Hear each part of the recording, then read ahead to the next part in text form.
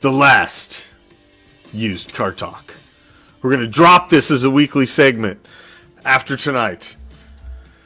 I'm moving on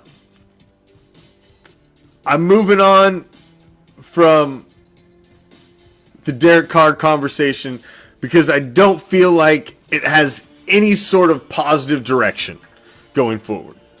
I don't. It just creates negative talk, creates negative conversation, and it's going to go down a negative road. Derek Carr, I think, was the perfect quarterback for this franchise for the time and the flux that it was.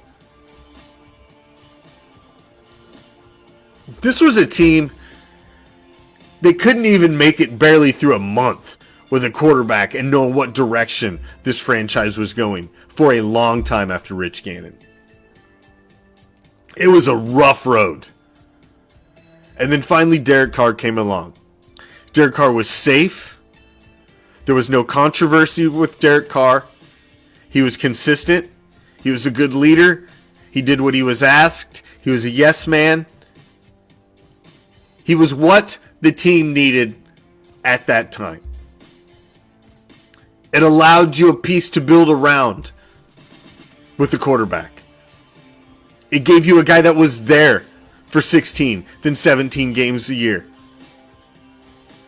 This was a guy that the franchise needed. I don't think he should be looked at in a negative aspect on his way out the door because the franchise did not achieve under his regime, under his era with the Raiders. It's unfortunate that by a large percentage of the fan base, it's going to be looked at that way. I don't look at the departure or the divorce between the Raiders and Derek Carr as a negative thing. It's just something that has to happen. It's just something that needed to happen. Change has to happen in sports if you're just not achieving success. You just can't keep doing the same thing over and over again.